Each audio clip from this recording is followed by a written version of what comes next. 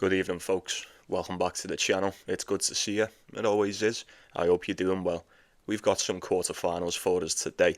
As always, we'll be going through each and every one of these, see if there's anything we like. Be sure to get your comments in with your predictions. Anything I'm going for personally will always be in that pinned comment. Make sure you check that out. Like the video, subscribe if you're new. You can support the channel if you want. We'll waste no time with it. First things first, day 4. How did we get on? Did we enjoy the matches? Yes or no? I was on night shifts last night, so I actually got to watch. I had the pleasure of being able to watch all of those matches in Mexico last night. Absolutely lost for words. Lost for words. I ain't got too much time to dwell on bad performances. I'll leave that up to you. Say something about that. I imagine we'll touch on it a little bit more throughout the video. But did you win? Did you lose? Did you just come close? Well, now that's out the way. We shall get it on over in Mexico, south of the border, where the tuna fish play. Got Tristan Schoolkate and El Shapo. Interesting. I'm liking this one straight off the bat. First of all, quick shout out to Tristan Schoolkate. Did we not say, just as a slight lean towards the dog, he may or may not take out Daniel Altmaier? He looked rather impressive, did he not? Look, in hindsight, you could potentially say Daniel Altmaier maybe not the biggest threat on the hard court, but still, he came in as a fairly decent dog and that operated fairly well. Now he takes on El Shapo, who looked more than impressive against Govind Nanda, but how much is that saying?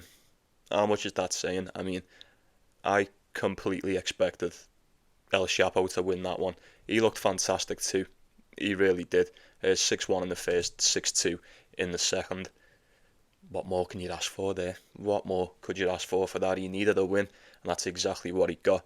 I would imagine Tristan Schoolkate is going to give you a bit of a tougher time than what Govind Nanda will. We're getting El Shapo around 1.4, a little bit more respect to the opponent than what it was last night.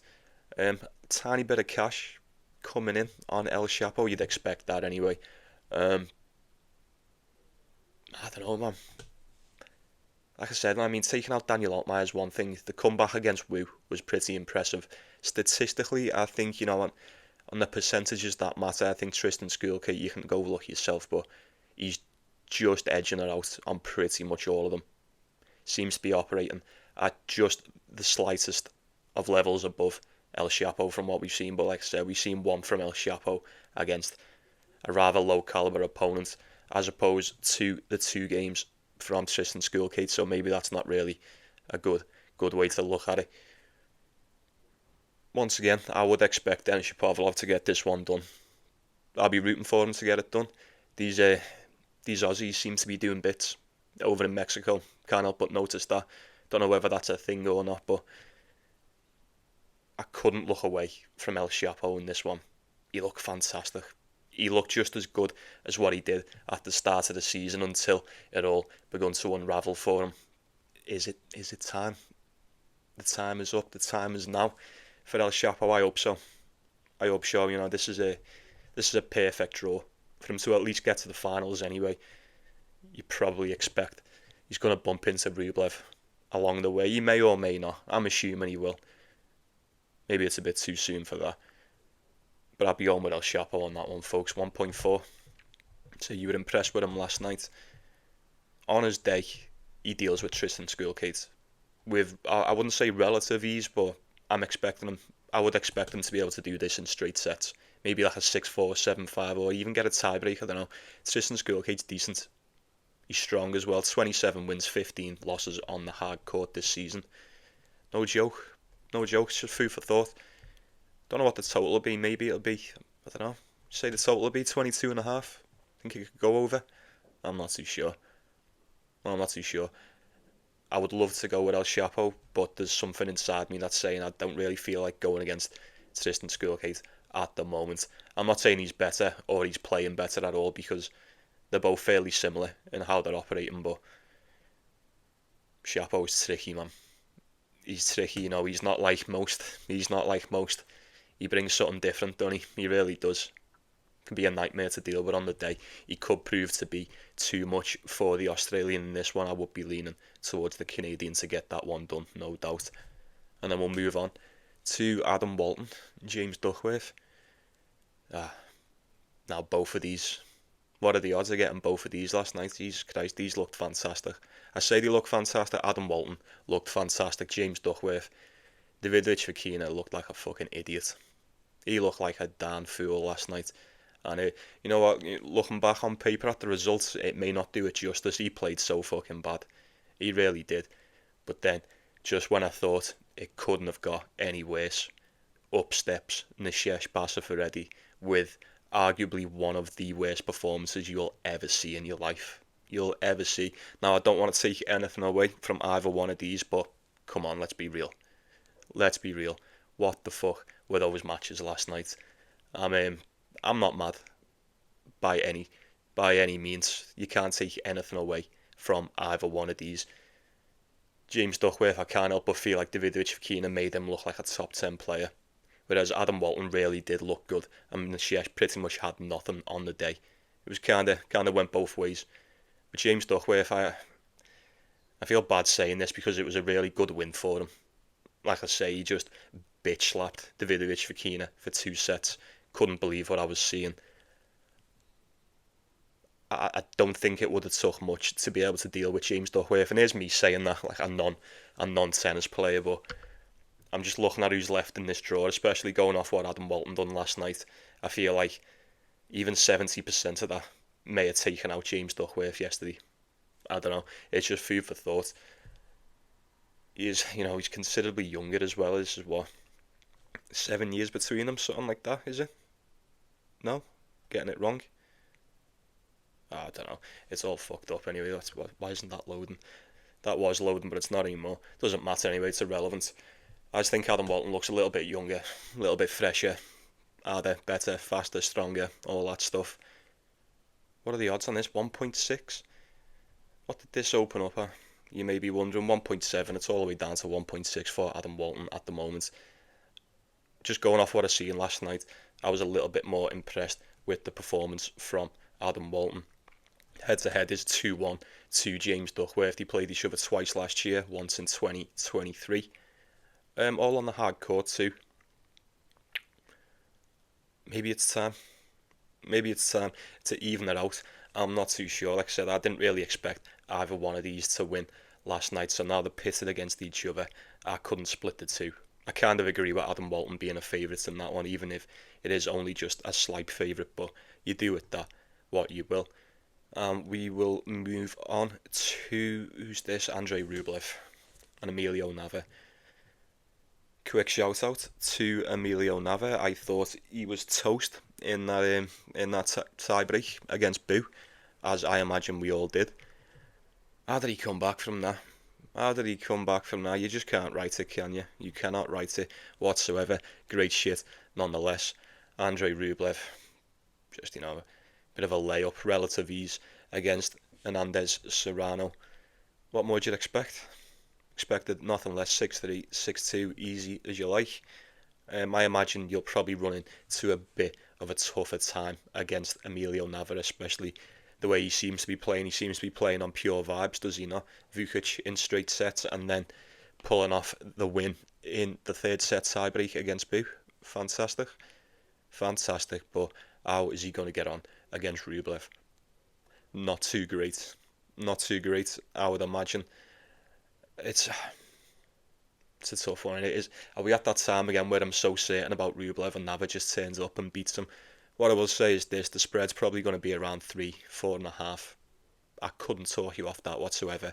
I would be shocked if Emilio Nava was to come into Mexico and take out Rublev. I can't see it happening whatsoever.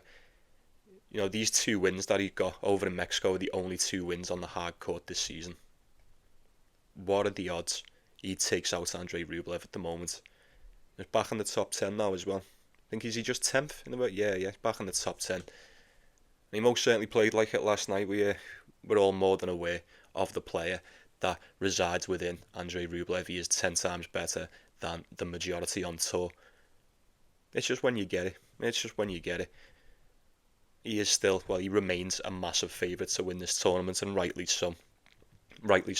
I'm looking at the rest of the draw, and apart from El Shapo, which I think Rublev would beat on the day anyway. I can't see anyone else coming close. I really can't. So I am really expecting him to get through. I'd be very disappointed in Rublev if he was to lose this one at this point. Getting Nava at a 4-1 dog. Good price in him. It's a good price. Started at 5.3. It's now down to just 5 on decimal. Getting Rublev around 1.2 on Betfair. Extremely steep. Extremely steep, but what you expect. At this point it is Rublev. After all, he should just be too much. It shouldn't even be a question. Rublev against someone who's not even in the top 100 should just be as easy as 1-2 and done. But you can never really trust him to do that, can you? Maybe if you're looking for the value in that, maybe a little over. I think Nava keeps it close. I'm not too sure. I think this is the skill gap. I think this is the skill check for the American. He's ran into a bit of a fucking immovable object in Andrei Rublev, providing the right version of Andrei Rublev turns up to play. But we'll just leave that one there. Not much business to be done on that, I'm afraid. And then we'll finish up in Mexico with Ficovich and Kovacevic. That's another tough one. Say another tough one. I'm seeing Kovacevic at around 1.4. This opened up around 1.3. Now, straight off the bat, I'd look at it and go, yeah, Kovacevic. As we've mentioned previously, back to back quarterfinals now in this tournament for the American. Clearly enjoys playing over here. And as we mentioned at the start of the week, let's not forget how lethal this guy was on the hard court at the start of the season. Fantastic. One of the most in form on the surface to start the year, no doubt about that. It's very hard for me to go against Kovacevic in this one, especially with an opponent such as the one he's got today. I mean, Ficovich, good shit, don't get me wrong, Kachmazov straight sets in the first round. And then he pulled off the upset against Quinton Hallis yesterday. Can you believe that? Honest to God. Now, considering these two matches, I don't know, are these like the first 2 games this guy's won on the main tour? For how long? Anyone know? I don't know, it seems like I haven't seen this guy in the main draw for years. Now, I could be wrong, don't quote me on it, but he barely plays on the hard court as well. Barely plays on the hard court. Yeah, he just resides on the Challenger. I don't know, considering he's 28 as well, and I've never really seen much of him on the main draw. Is that just the level we're dealing with? Maybe, maybe not. I don't know. I think Kovacevic is just a different beast. An entirely different beast. But it does seem that Ficovich is going off pure vibes. He's got nothing to lose. No one expected him to even get through to this, let's be honest. Even though Kachmazov was in a bit of a stinker, everyone thought he was going to beat him. No, stood no chance. And especially against Quinton Hallis, I thought that was going to be a bit of a skill gap. But no. Ended up grinding him out. Looked rather convincing towards the end of that one too. Kovacevic, we knew he'd beat Habib. We knew that. A little bit closer than I'd imagined, but he got the win. And if you watch yesterday's video, we said it, didn't we? Alvarez Valdez plus that 5.5. I wish I'd have taken that rather than them fucking 2 idiots that I dealt with last night, but it is what it is. I had a good feeling, very strong feeling that had come in. Kovacevic did win, he was just too good on the day, but he did keep it close indeed. So well done if he'd had a sprinkle on that one. I'd have to go with the American. You'd have to go with it. I don't see why not. I think statistically, I mean, in the categories that matter, you'd look at it and say Ficovich is probably just, I wouldn't say outperforming him or outplaying him, but if you look at the numbers, they definitely tip it in. Well, they definitely lean towards Ficovich anyway. I don't know why I struggled getting that one out. But it would have to be Kovacevic, just based on what we know. Kachmazov, alright. Quinton Hallis in 3.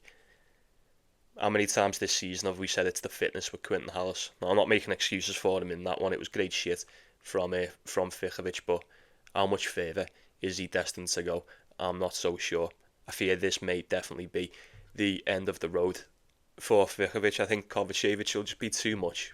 Too strong, like we said, likes to take the ball early. Very, very powerful. Hits that ball so fucking well.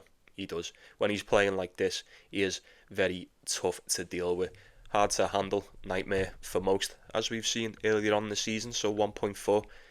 I think that is a very sweet parlay piece indeed. These have played each other once before. Well, not since 2022. Kovacevic beat him then, and Ficovich beat him 2019, both on the Challenger, for those that care. And I think that is most definitely going to do us over in Mexico, and we will hop on over to Sweden. Happy days, first off, with Jesper de Jong and Tallon Griekspoor. It's be a good one. You want to go with Griekspoor, don't you? I know you do.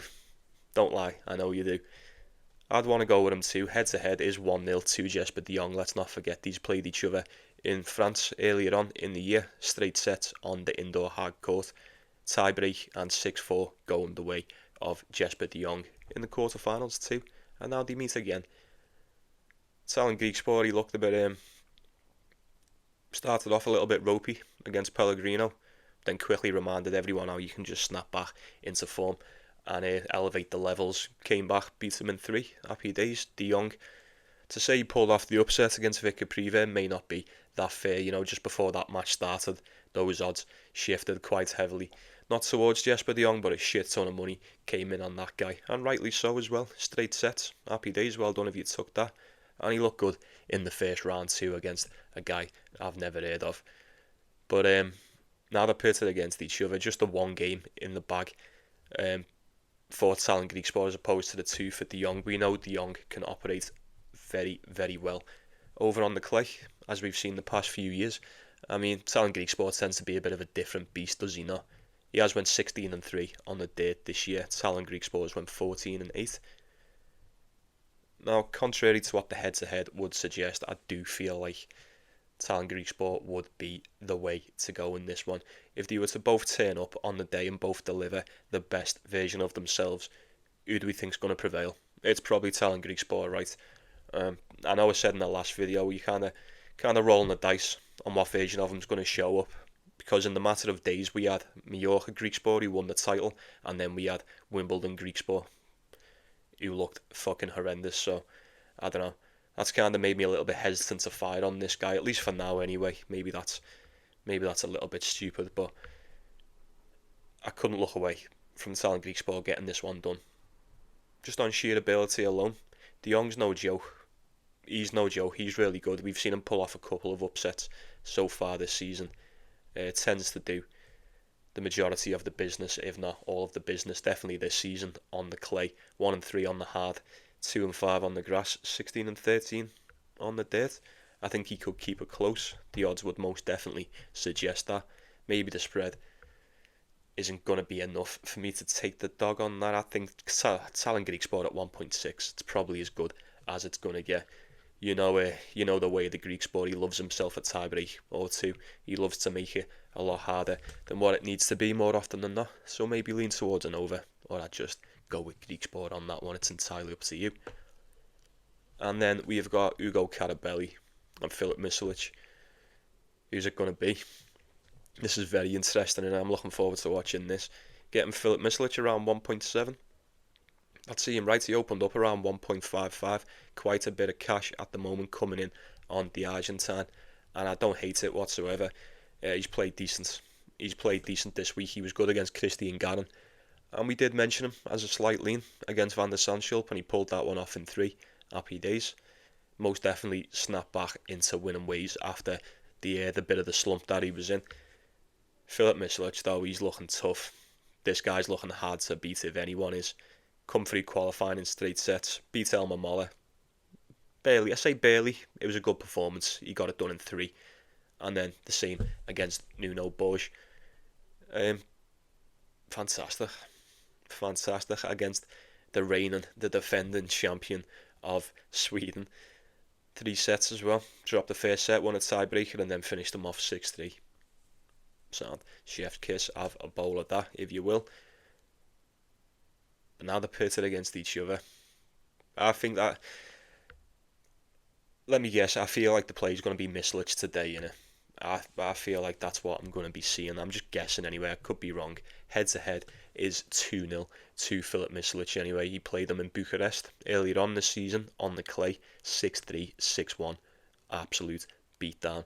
And then he played them in Miami 2 years ago on the hard court. It's quite irrelevant in this one. Most importantly, we want to look at that in Bucharest. 6-3, 6-1. A couple of months ago. Now they play each other again.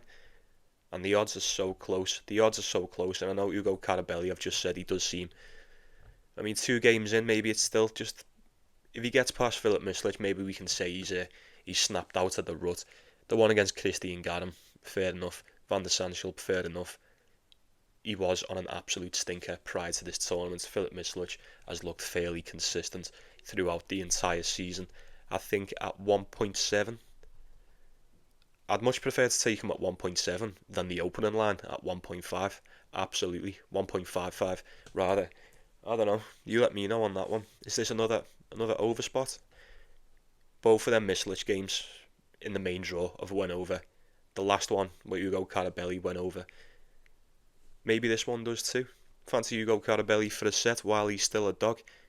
I'm not too sure which way this is going to go nearer the time. I imagine Misolic will still be a favourite, but I mean, 2 points coming in already. 1.55 to 1.75 is quite a drop.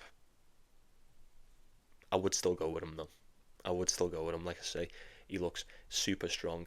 You can't. We say it all the time. You can't deny the form of some guys. You certainly cannot deny the form and the game from Filip Misolic at the moment. So I'll probably lean towards him. To get it done. And then who've we got next? Where's the? Oh fuck it, doesn't matter. Got Sebastian Baez, Luciano Darderi. Now I'm looking forward to this one too. This will be a clash of the clay beasts. Sebastian Baez back into decent form since we've come back onto the clay. He got 3 done over in the Bundesliga, and he managed to get it done against Burruchaga in 3 sets. Maybe a little bit closer than what you would have expected, but still decent tennis from the Argentine there. Luciano Darderi's won his games pretty much as we expected him to. Rafael Collignon was probably the toughest test so far. And then Elias Ymer in straight sets, he made swift work of that 6-2, 6-2. Now the head-to-head on this one is 5-2 to Sebastian Baez. That probably doesn't shock you. Played each other last week in the Bundesliga. Funnily enough, that went the way of Sebastian Baez. He's won the last 3. Played each other. What's that? 1, 2, 3, 4, 5, 6 times on the clay, once on the hard court. And Sebastian Baez, like I said, the head-to-head would suggest he has this one wrapped up. But the odds would suggest otherwise, because Luciano Darderi's coming in around 1.7. This guy opened up at an underdog 2.1, and it's now at 1.7. Is there a reason behind that? Anyone? Give me the reason, as Luther Vandross says. I don't know. Is it just me, or... And I ignore the head-to-head for a moment, because like that, Darderi beat him in 2024. They played each other a shit ton in 2024. Darderi beat him twice. Once in straight sets and then once in 3. Like I say, it's give and take. Majority of it being on the clay. Most of it leaning towards Sebastian Baez. Now I know he tends to beat him more often than not. And even though the odds are telling me that Luciano Darderi is favoured to get this one done, is it just me? Or does it seem a bit silly to pass up on Sebastian Baez at 2.2? I don't know. No, I'm not saying I'm going for it. I'm just saying food for thought. Like, that to me seems like, in a spot like this, I thought Sebastian Baez would have been a favourite. He usually is in these clay tournaments, but he's not now. I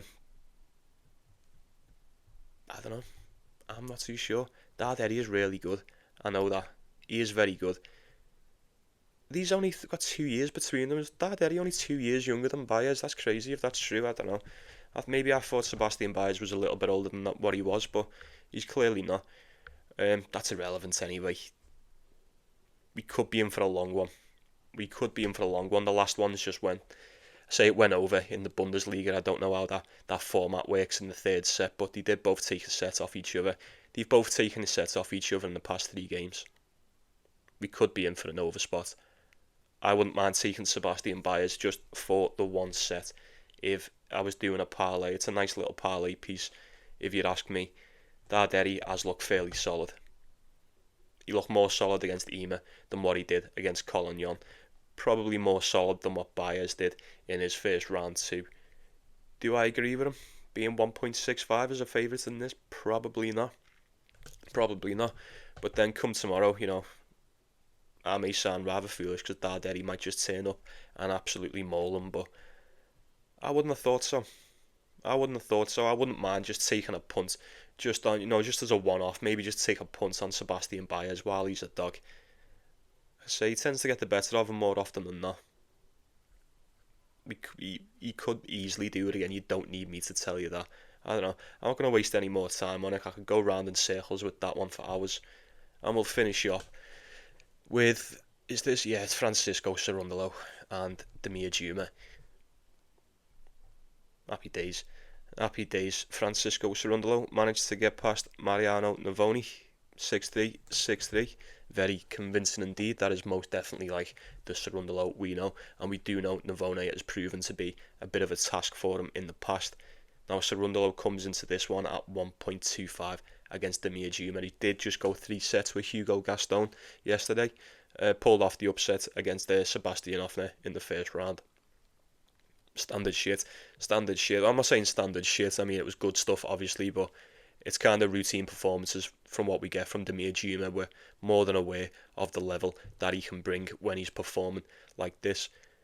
But you have to admit, Cerundolo, if Cerundolo is going to bring his level too, it's probably going to be a bit too much for the likes of Damir Dzumhur.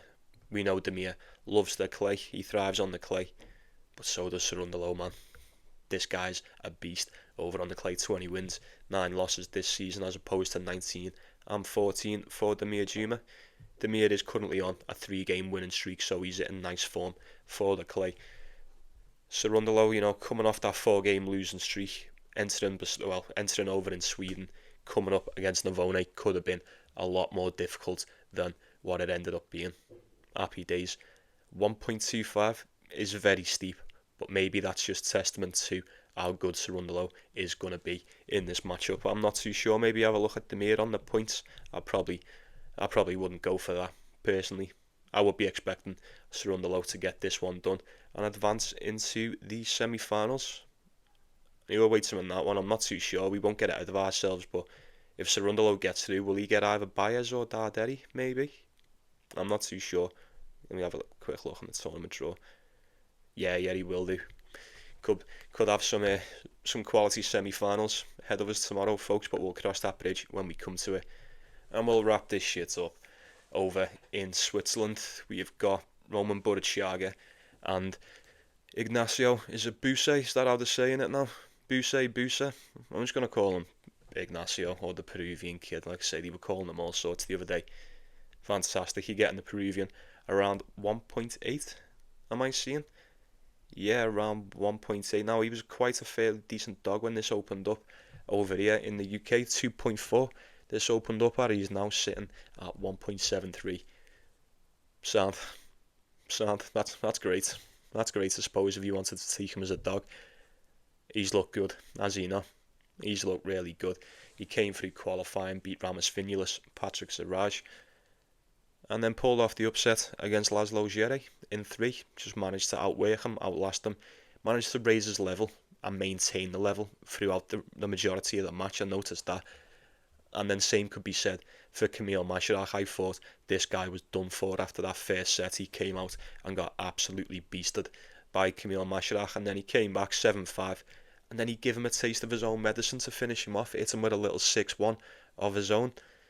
Say something about that. I am more than impressed with this kid, I'll give you that. He's looked really good. He looked like fucking Nadal against Kamil Masharach. Now, I don't know whether that was just due to the capitulation of the Polish or what, but so you can't take anything away from the youngster in this one. Burruchaga's looked decent as well. We know what we're going to get from this guy on the clay. He's technically made of clay, isn't he? I'm looking at the draws here, and you can't help but notice that the draw has been a hell of a lot more favourable for the Argentine in this one. Dalibor Zvesina in the first round, and then Patrick Siraj. It took him 3 sets to get past Siraj, who came into this as a lucky loser. He ended up getting beat by, as we've just mentioned, Ignacio in qualifying. Kind of making it difficult for me to go against them at the moment, to be honest with you. I didn't take him against Yere. I didn't take Yere either, but I didn't think he was going to get past him. And he did, pass that test with flying colours. And then, even more so, against Kamil Masharach. Fantastic. What have you got to do to beat this kid? He just couldn't put a shot wrong in the end. Now, we always say it's very hard to replicate these good performances, but he just seems to be getting better as the tournament goes on. He really does. Burruchaga, like I say, he's looked decent, but if we're comparing the calibre of opponents, it's somewhat night and day, you know what I mean? I'd love to take the Peruvian in this. I would love to take the Peruvian kid in this, but if this just so happens to be the matchup where I go, you know what, I'm sold, I'll buy it, and then he loses, I'll feel like a dickhead, so I don't know whether I'm going to touch that one. We could be in for Nova. These have played each other once before. Last year, on the clay, it did go the way of Burruchaga 7-5, 6-3 over on the Challenger Tour. Just food for thought, 29 and 17 for the Argentine on the dirt, 23 and 12 for Ignacio Buse. So, yeah, you pick your poison. You do what you will with that. You pay your money and you take your choice, folks. I've got no idea. I would lean towards the Peruvian to get that one done, but only slightly. Only slightly, based on pure vibes. And then we've got Casper Ruud and Juan Manuel Cerundolo. Both the Cerundolos playing good, it seems. I'll be on with Casper Ruud in this. Obviously, I'll be on with Casper Ruud. He's one of the best, isn't he? He's one of the best, man. Looked good against Dominic Stricker. We did say Stricker could keep that close, plus the 4.5. Well done, if anyone took that. Ultimately, Ruud just too much on the day. Stricker's tough, man. He's got a big save, and he's one of them. If he can save well at you, there's usually enough points within that for him to keep it close. Cerundolo, I don't know whether his save is as heavy, but I do know the overall game on the clay is much, much more better than Ruud's previous opponent. I think Cerundolo looked good against Struff, pulled that one off, and he looked good, equally as good, if not a hell of a lot better, against Dav Goffin. Two solid wins. He's in rather fine fettle indeed, winning 8 of his last 10. First time we've seen Casper Ruud since the French Open. Seems to be back to winning ways. Now he's got to be a favourite. Who else is in this? There's no one else in this draw. It's got to be Casper Ruud or Bublik, hasn't it? I imagine Casper Ruud's a big favourite to win this one, followed closely by Alexander Bublik. But I definitely expect him to beat this Cerundolo anyway. That sounded fucking cruel, didn't it? I don't mean anything cruel by that, but you have to admit there's just pure levels. Casper Ruud just outside that top 10 now. Manuel Cerundolo just outside the top 100. I'm not expecting Casper Ruud to get beat here. There's a little bit of cash coming in on Cerundolo. I feel like that may just be to do with how juicy that price is. It's very, very tempting. I agree. Casper Ruud 1.3. That's your parlay piece for today, innit? If you're desperate, I probably wouldn't. Just it's a bit of a price to pay for Casper Ruud to ruin your day, although I don't think he will. Maybe take Cerundolo to keep it close. What's the spread? 3.5, something like that. Take him for a set. He's been playing good enough. I feel like he may have a bit more to offer than Dominic Stricker, but it shall remain to be seen. I'll be leaning with Casper Ruud in that, no doubt. Francisco Comesana, Alexander Bublik. Very well then.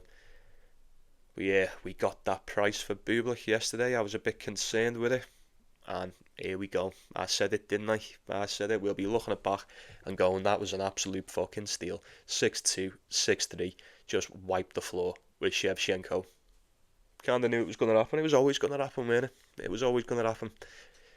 Need to trust myself a little bit more, I think.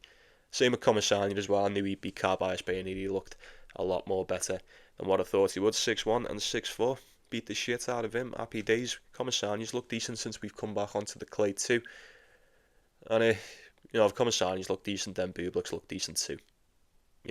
If these would have played each other any other time over the past couple of months, you'd have just went with Alexander Bublik. 100%, no doubt, you would have done.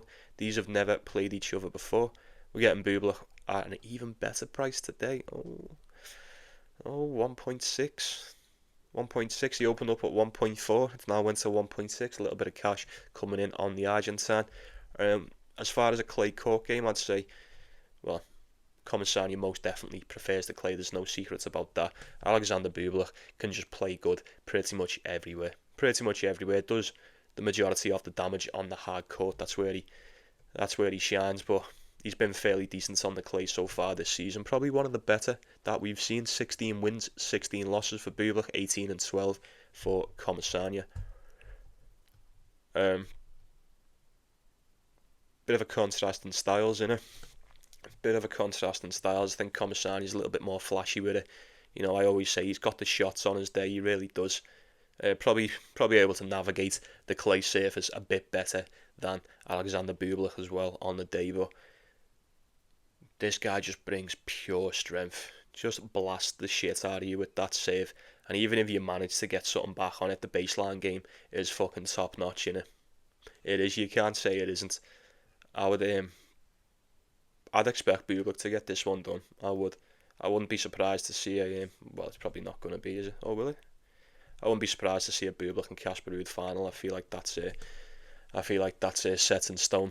It may be, it may not be. But like I said at the start, if Bublik would have played Comesana, even just a couple of weeks ago, a month ago, 2 months ago, he's beat Yannick Sinner, Thomas Kachanov, fucking Medvedev. That title that he took in Germany was one of the best runs you'll probably see out of anyone all season, outside of a Grand Slam anyway. It'd have to be Bublik once again. It'd have to be.